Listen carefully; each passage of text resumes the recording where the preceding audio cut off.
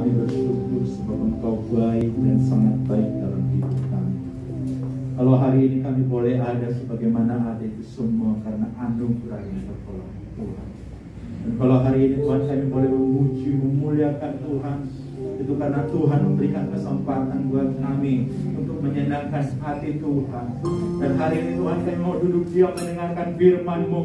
Kami percaya bahwa firman itu adalah Allah sendiri. Dan itu yang kami yakini bersama dengan hamba-Mu, Roh Kudus-Mu, hari ini akan mengungkapkan isi hati Tuhan kepada kami, sehingga kami semuanya diberkati. Tidak ada yang pulang dengan tangan yang sia-sia, tapi pulang membawa berkas masing-masing di dalam nama Tuhan Yesus. Izinkan kami Tuhan mengambil apa yang menjadi bagian kami dari firman-Mu Tuhan. Tidak ada satu orang pun yang dilewatkan Tuhan, tapi berbicaralah Engkau kepada pribadi lepas pribadi dengan bahasa yang sederhana, sehingga kami semuanya diubahkan, dipulihkan di dalam Tuhan. Terima kasih Tuhan. Kami serahkan pemberitaan firman ini dalam tangan-Mu. Sembunyikan hamba-Mu di balik salib Tuhan, sehingga hamba-Mu tidak mencuri kemuliaan-Mu. Terpujilah nama-Mu. Di dalam nama Tuhan Yesus kami berdoa dan mengucap syukur. Yang siap dengan firman katakan bersama amin. Amin. Silakan duduk. Bapak Ibu Saudara yang kasih Tuhan, Shalom. Kesempatan yang sangat luar biasa dan satu kehormatan buat saya bisa menyampaikan firman Tuhan hari ini.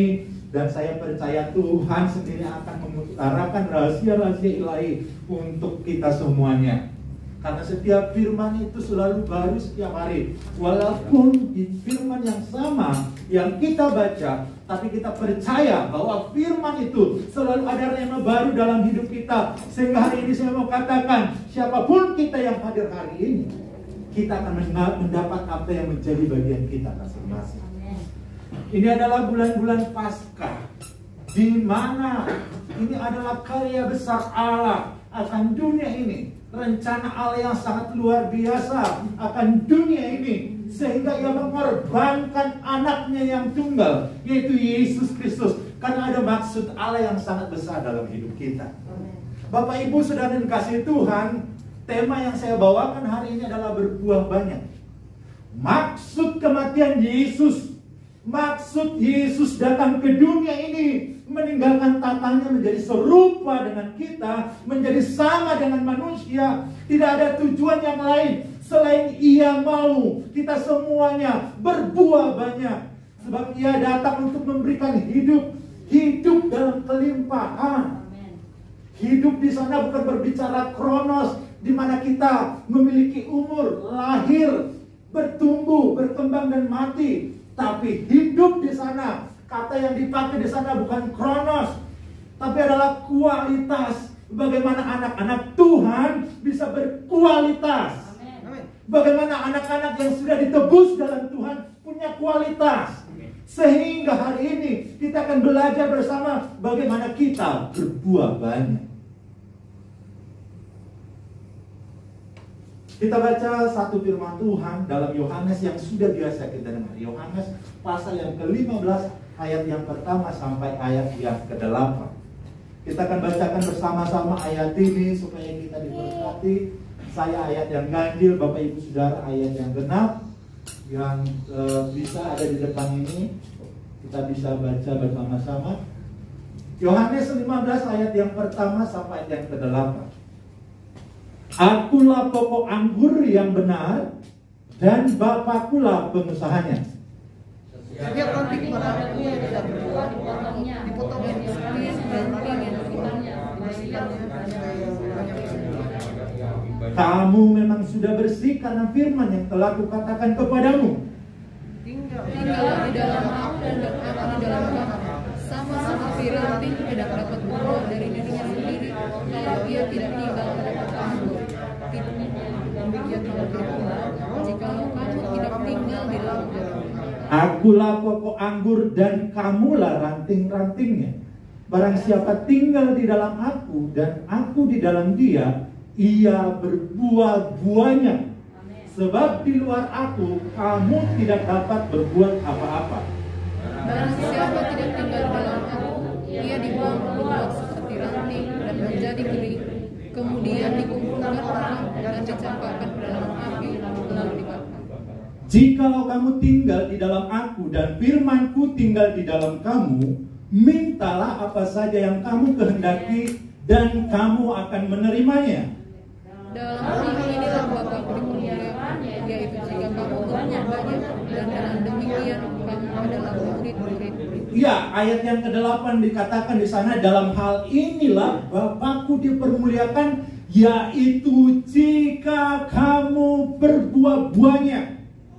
Bapak Ibu Saudara yang dikasihi Tuhan, Allah sangat menginginkan kita berbuah banyak, dan Allah pastikan kita pasti berbuah banyak. Masih ingat lagu sekolah minggu ya? Ini ada lagu sekolah minggu. Yesus pokok dan kita caranya, tinggallah di dalamnya. Oh, tinggallah di dalamnya, pasti kau berbuah. Senggol kiri kanannya, pasti kau berbuah. Pasti. Ini janji Tuhan. Pasti berbuah. Kalau kita melihat ayat yang pertama, akulah pokok anggur yang benar dan Bapa-Kulah pengusahanya. Ini yang kadang kita tidak mengerti, bahwa yang membuat kita berbuah, yang mengusahakan bukan diri kita sendiri. Sebab ayat pertama yang dikatakan di sana, pengusahanya siapa? Bapa. Dan Yesus adalah pokok anggur yang benar. Next. Kalau ada pokok anggur yang benar, berarti ada pokok anggur yang salah. Coba next. Kalau ada pokok anggur yang benar, ada pokok anggur yang salah. Pokok anggur yang benar, kalau kita lihat di perjanjian lama, belum Yesus, masih orang Israel, masih manusia. Sedangkan Allah itu adalah yang mengusahakan kebun anggur itu. Akulah pokok anggur yang benar, itu di perjanjian baru. Tapi kalau kita lihat latar belakangnya, next, coba. Nah, Israel itu sering disebut kebun anggur dan pokok anggur. Jadi di zaman perjanjian lama, yang menjadi pokok anggur yang diinginkan oleh Tuhan adalah manusia. Dan Allah itu adalah sebagai penggarap, pengusaha. Kalau kita lihat itu dalam Hosea pasal yang ke-10, Yesaya pasal yang ke-5, Yeremia pasal yang ke-2, Yehezkiel pasal yang ke-15, kita akan lihat di sana. Tapi yang kita baca hanya Yesaya 5 ayat yang ke-7, saya akan bacakan untuk kita bersama.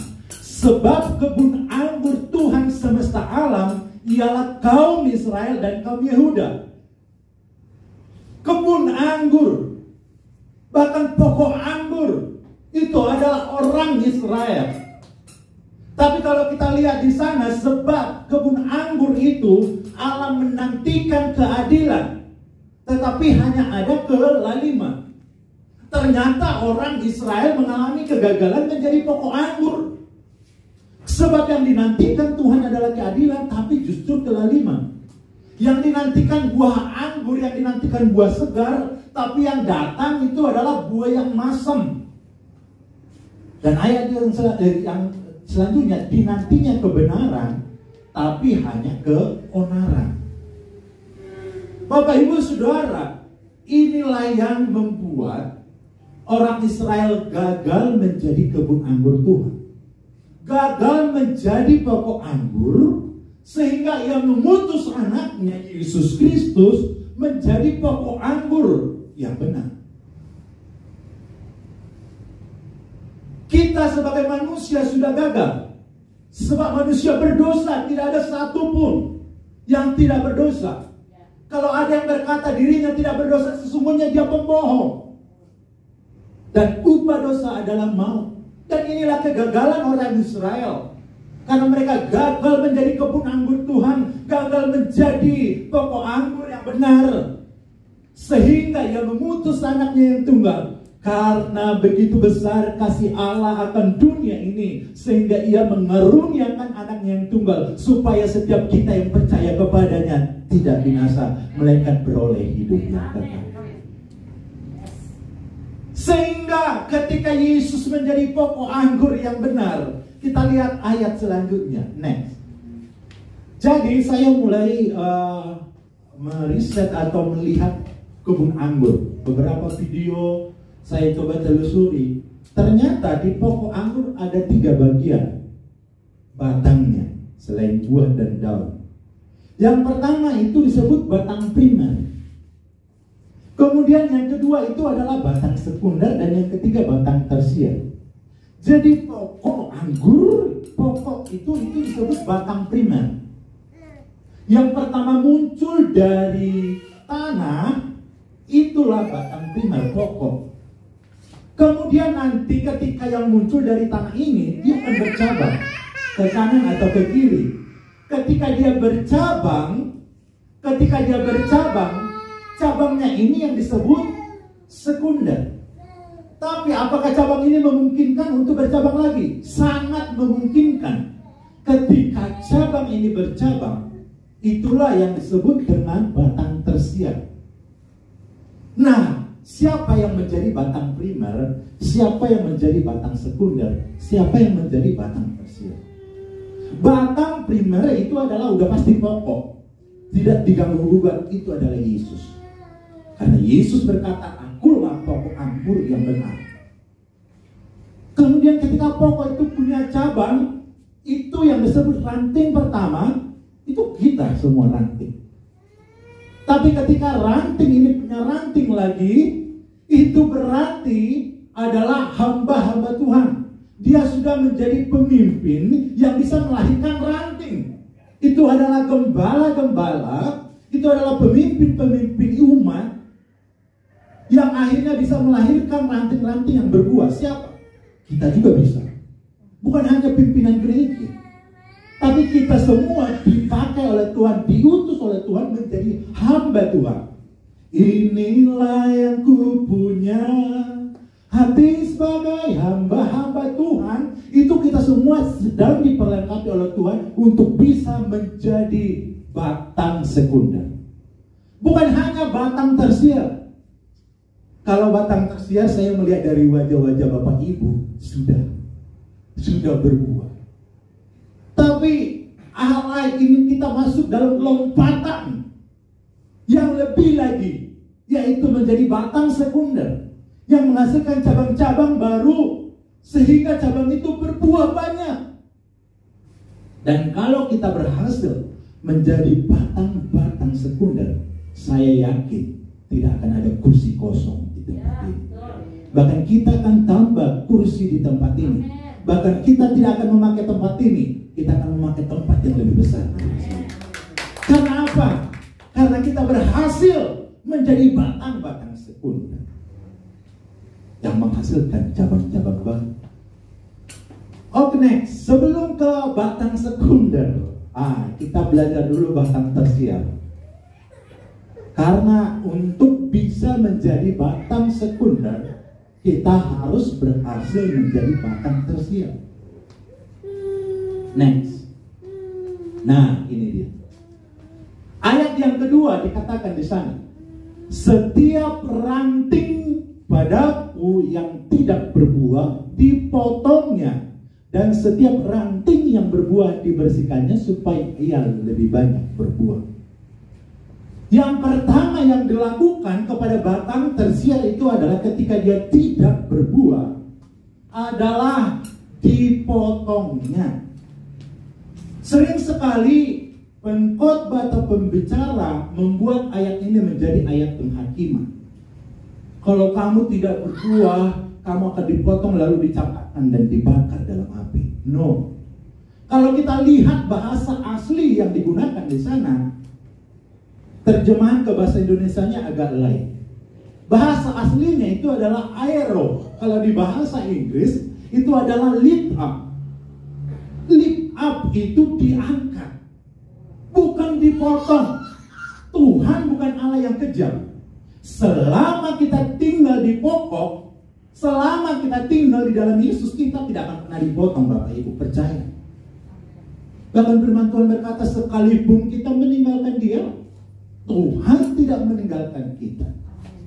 Sehingga kalau kita lihat di sini, Tuhan tidak memotong, tapi kata yang dipakai itu adalah aero. Kita dilip up.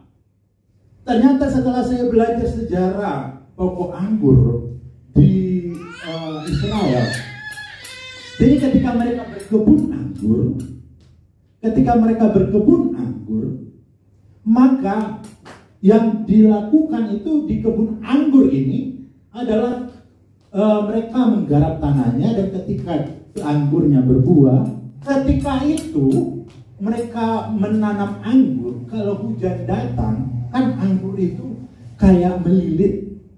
Ketika datang hujan, biasanya itu rantingnya itu meleot dan jatuh di lumpur-lumpur.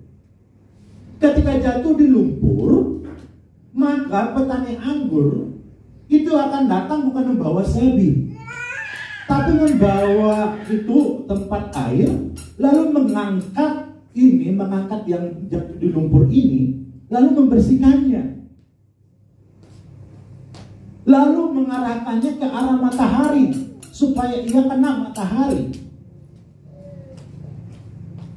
Jadi kata dipotong di sana itu adalah aero, diangkat supaya berbuah lagi.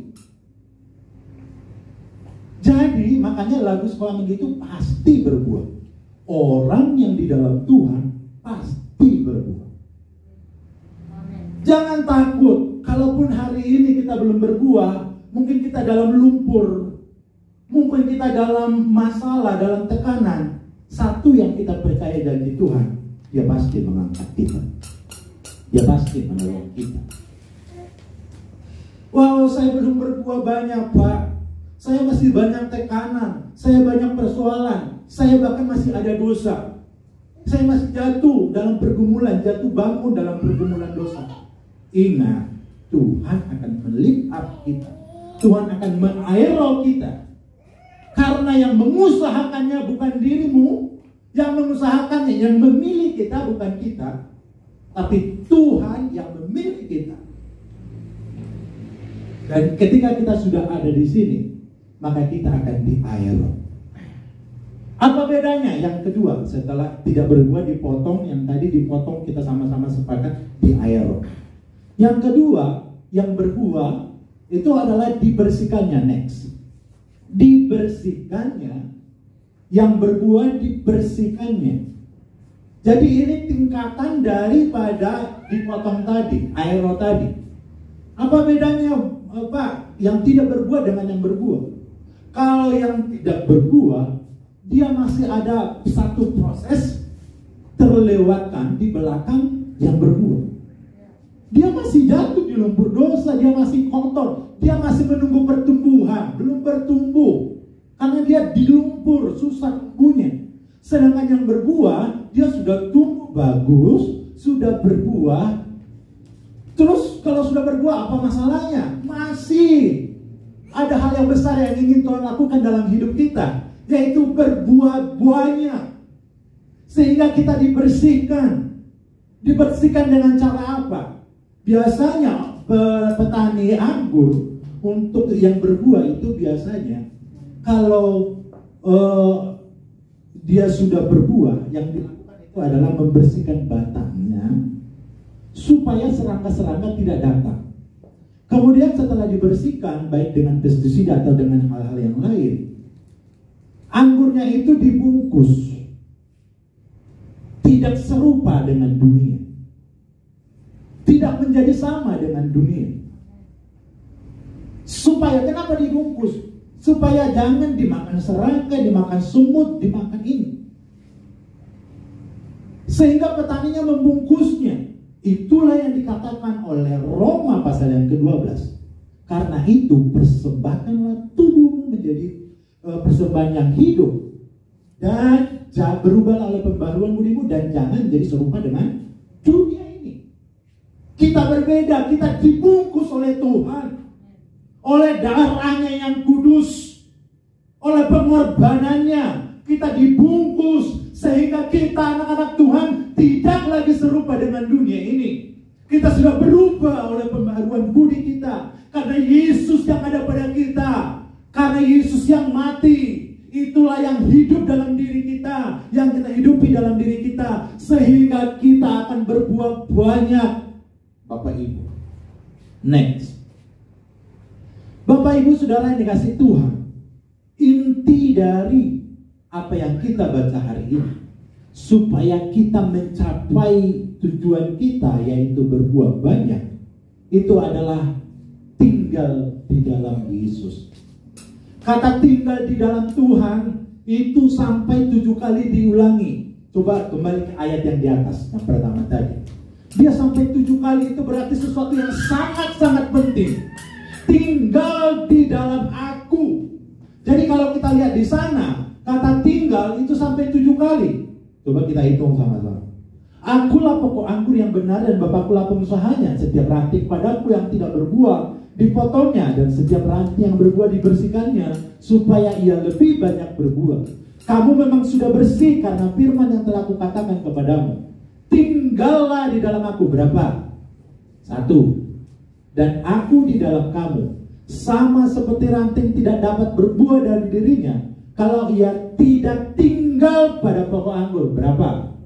2. Demikian juga kamu tidak berbuah jikalau kamu tidak tinggal di dalam aku. Berapa? Akulah pokok anggur dan kamulah ranting-rantingnya. Barang siapa tinggal di dalam aku. 4. Dan aku di dalam dia, ia berbuah banyak, sebab di luar aku kamu tidak dapat berbuat apa-apa. Barang siapa tidak tinggal di dalam aku. 5. Ia dibuang keluar seperti ranting dan menjadi kering, kemudian dikumpulkan orang dan dicampakkan ke dalam api lalu dibakar. Jikalau kamu tinggal di dalam aku. 6. Berapa? 6. Dan firmanku tinggal di dalam kamu. Berapa? 7. Sampai 7 kali lo diulang di satu perikop. Kata tinggal di dalam Tuhan. Ini berarti suatu pesan yang sangat penting, Bapak Ibu. Tinggal di dalam Tuhan. Tinggal di dalam Yesus. Ini rahasia dari firman ini. Tinggal di dalam Tuhan 7 kali. Kalau kita buat tafsiran alegoris pakai angka 7 itu angka sempurna, angka Tuhan. Hari yang ke-7. Tapi kita bukan ke sana tafsirannya, karena tafsiran alegoris. Tapi yang saya maksudkan sampai 7 kali itu adalah satu hal yang sangat urgent, yang sangat penting, yang harus kita responi. Baik. Syarat-syarat yang diberikan Tuhan gak susah. Yang dikasih Tuhan itu hanya tinggal. Tinggallah di dalam Dia. Kata yang dipakai meno. Stay, kalau di bahasa Inggris stay, continue, dwell, remain. Jadi tinggal. Kata tinggal ini itu adalah hal yang paling gampang. Saya nih, seorang bapak nih, biasa misalnya bawa anak saya ke mall. Ketika saya bawa ke mall, kemudian saya suruh tinggallah di sini. Biasanya saya suruh tinggal di tempat yang panas enggak? Di tempat yang banyak peluru, yang teroris di mana-mana? Enggak.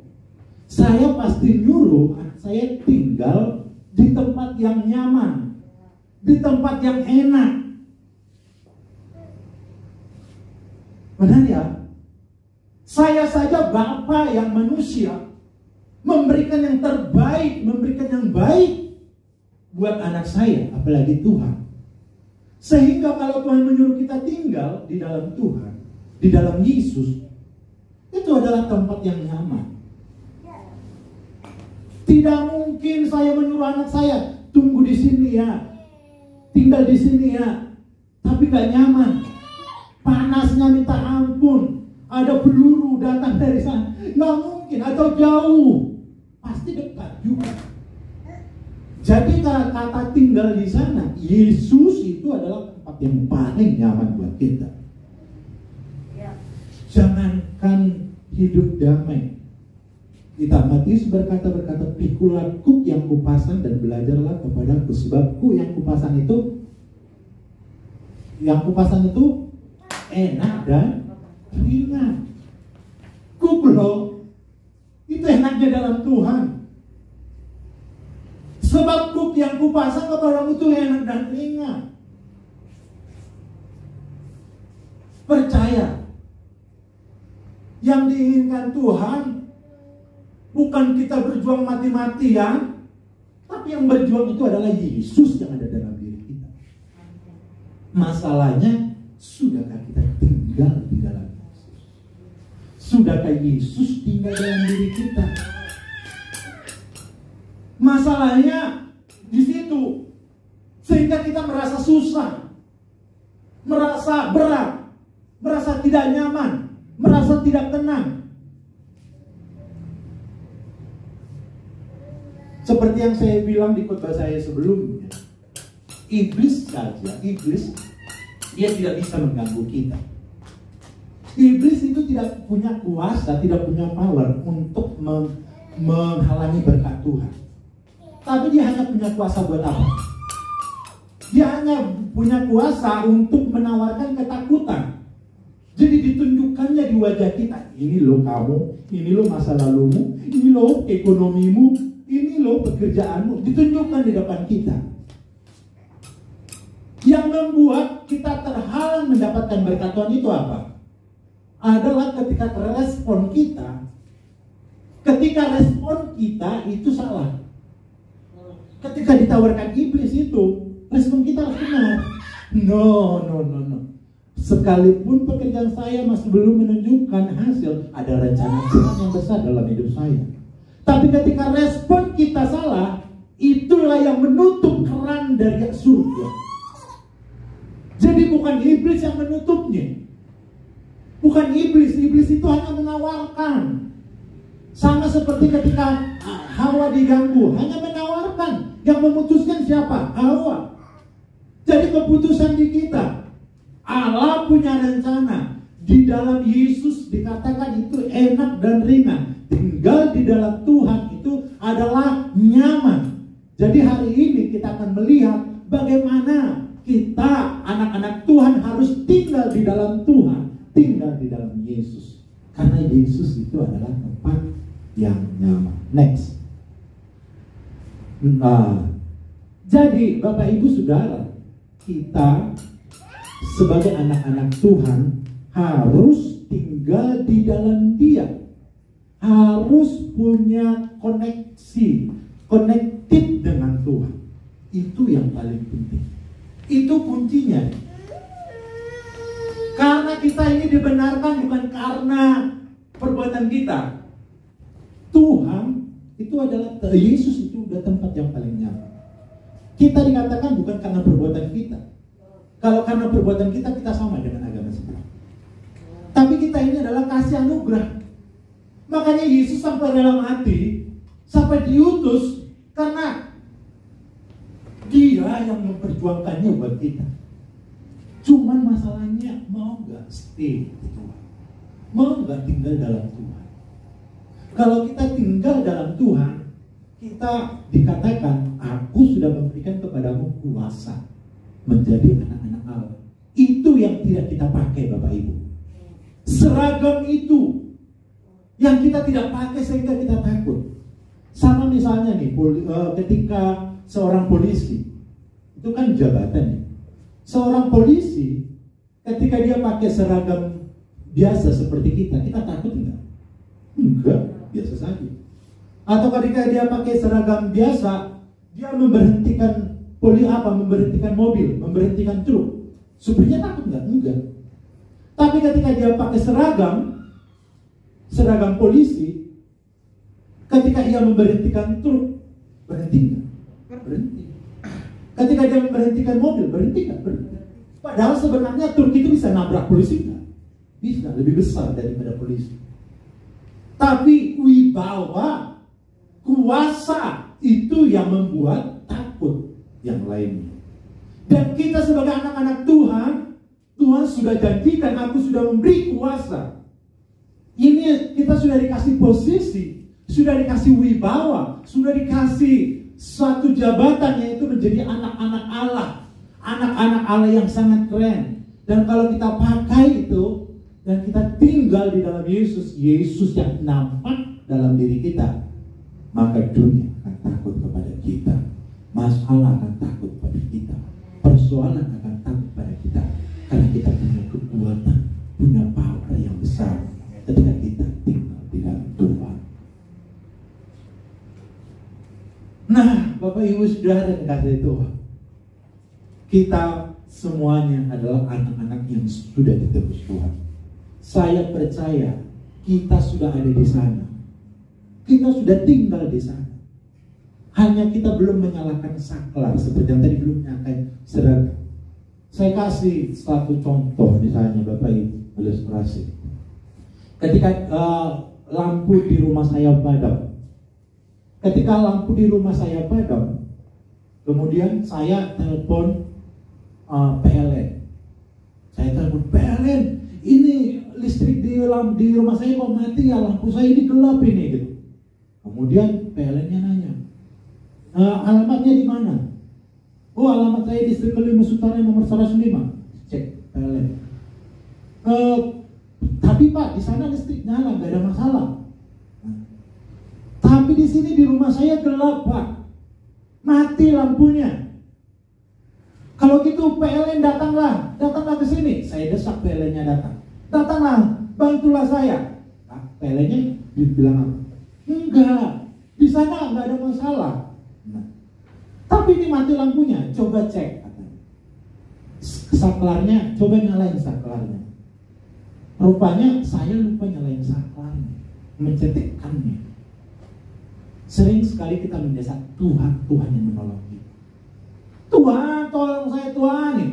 Padahal sudah dikasih power kepada kita. Kitab Yehezkel berkata apa? Aku sudah memberikan kepadamu kuasa untuk mencabut dan menanam, meruntuhkan dan untuk membangun. Kuasa itu diberikan kepada kita.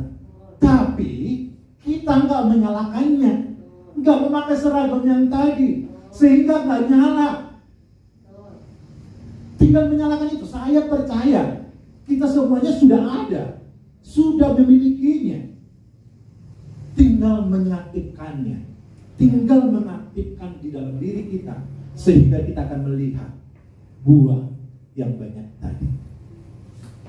Nah, ketika kita berbuah, pantas enggak kita bermegah? Pantas enggak kita sombong? Dan bilang, buah saya hebat, buah kamu kecil. Buah kamu biasa saja. Buah kamu enggak matang, buah kamu asam. Buah saya lihat nih, pantas. Ketika kita berbuah, kita hanya bisa bermegah di dalam Tuhan. Akulah pokok anggur yang benar dan Bapakkulah pengusahanya. Bapak kok yang mengusahakan? Ada enggak yang berbuah tanpa pokok? Tiba-tiba rantingnya berbuah, nggak ada pokoknya. No, Bapa yang mengusahakan untuk kita dan mengutus anaknya, sehingga kita tidak pantas bermegah. Next, firman Tuhan katakan dalam 1 Korintus 1 ayat 30-31. Tetapi oleh Dia kamu berada di dalam Kristus.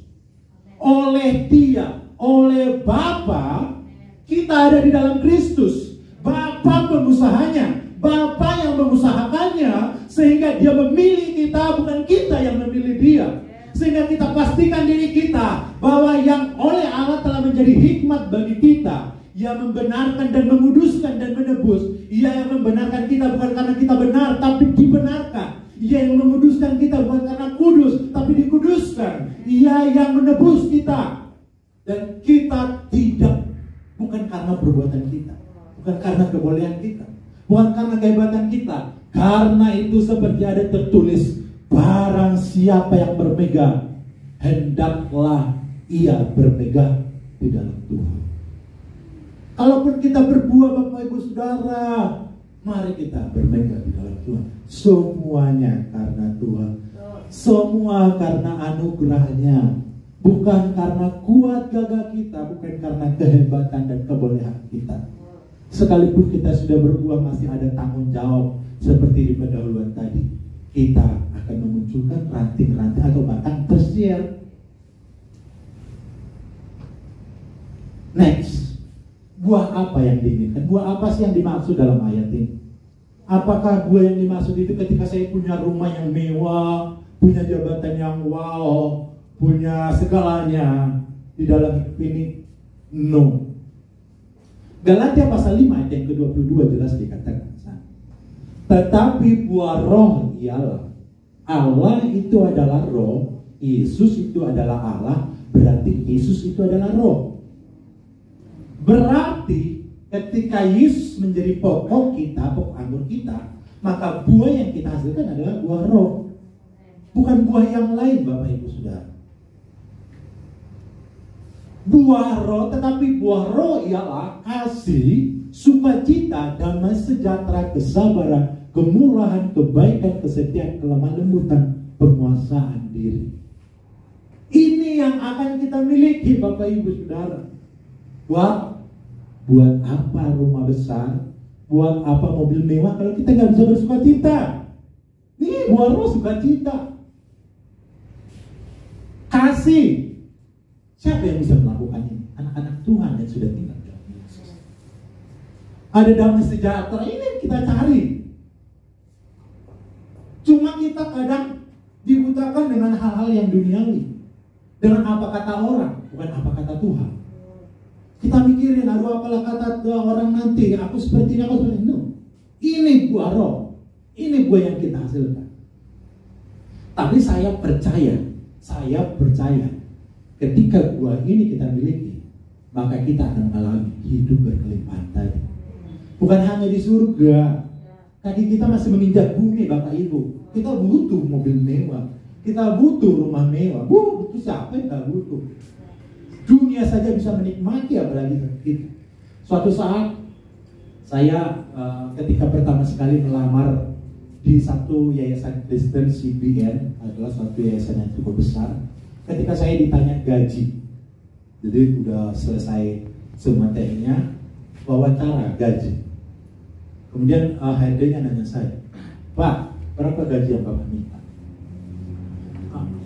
Kemudian saya menyebutkan angka sebesar ini, Pak, di atas UMR. Kata HRD-nya apa? Saya meragukan Bapak menjadi anak teologi. Seharusnya Bapak bilang, dikasih kesempatan melayani saja itu udah luar biasa. Terus saya jawab, Bapak Ibu, Pak, karena saya tahu ini ladang Tuhan itu pasti subur.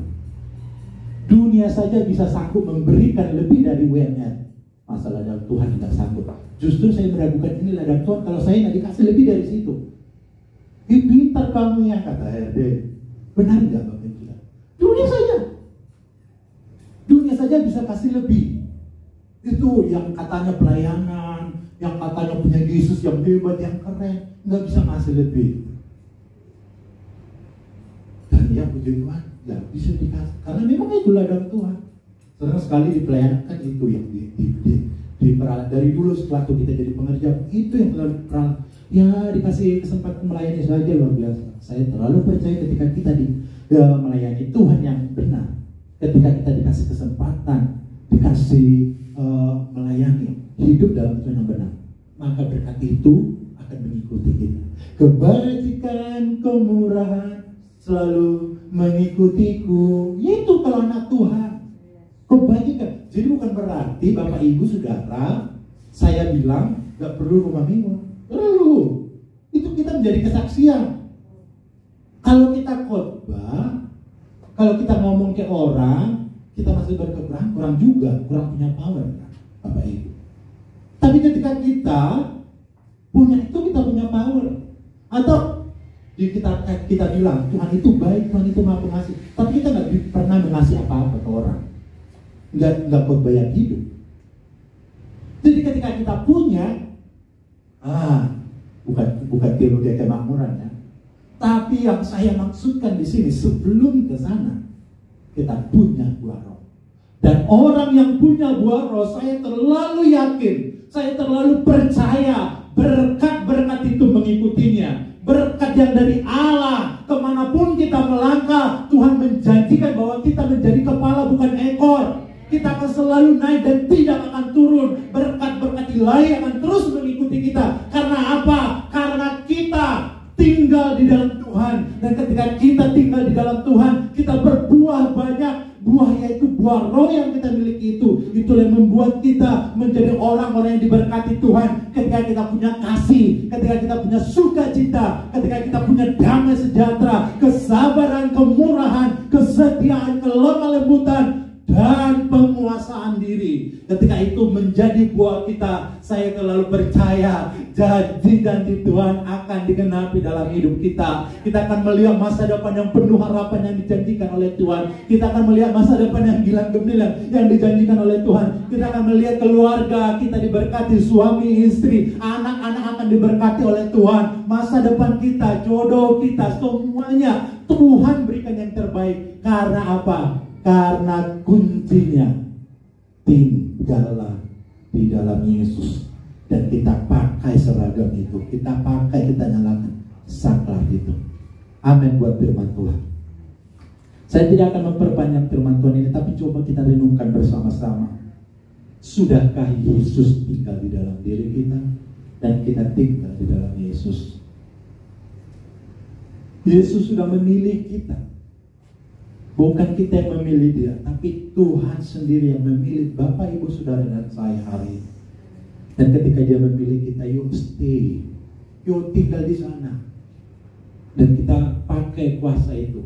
Kita jangan menjadi orang yang takut lagi seperti tadi. Kita hanya meminta, tolong datang ke sini, tolong Yesus bantu saya. Bukan nyalakan saklar itu. Pakai kuasa itu dengan berkata, masalah hari ini saya perkatakan, kuasa Tuhan yang ada pada saya mengalahkan masalah ini. Bukan mengemis, memohon-mohon, Tuhan datanglah. No, kita sudah ada di situ. Kita sudah punya itu. Dan tinggal pakai kuasa itu. Dan hari ini kita bersama-sama memakai kuasa itu. Terima kasih Tuhan.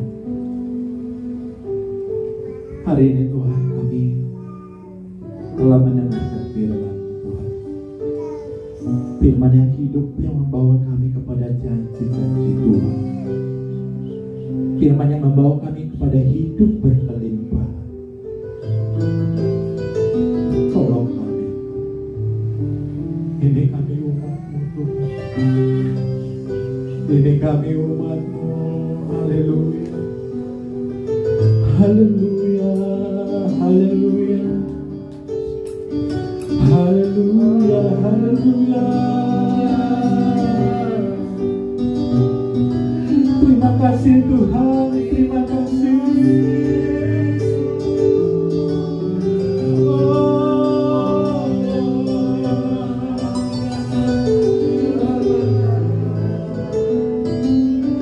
Haleluya. Terima kasih. Kami bangga menjadi kepunyaan. Kami bangga menjadi milik-Mu Tuhan. Dan kami mau katakan, kami mau tetap stay, kami mau tetap tinggal di dalam Engkau. Dan Engkau tinggal di dalam kami Tuhan. Kami akan melihat kami berbuah banyak Tuhan, berbuah banyak di dalam Tuhan. Mampukan kami Tuhan. Mampukan kami semuanya melihatnya. Kami perkatakan kuasa yang ada pada kami telah dimantrakan, telah diberikan oleh Tuhan. Dan tidak ada kuasa yang lain yang bisa mengganggu gugatnya. Tidak ada kuasa yang lain yang bisa mengambilnya daripada kami. Tapi status kami, identitas kami menjadi anak-anak Allah, itu akan tetap kami pakai. Sehingga kami punya power, punya kuasa untuk menaklukkan hidup, menaklukkan dunia ini Tuhan. Terima kasih Tuhan Yesus. Hamba-Mu telah selesai berbicara Tuhan. Tapi teruslah Kau berbicara kepada pribadi lepas pribadi, kepada kami masing-masing. Baik di tempat ini, baik di rumah kami, di tempat kerja, dimanapun kami berada. Kami percaya Tuhan, kami akan tetap stay di dalam Tuhan. Terpujilah nama-Mu. Dalam nama Tuhan Yesus kami berdoa dan mengucap syukur. Haleluya, haleluya. Amin, amin. Silakan duduk. Saya serahkan kembali.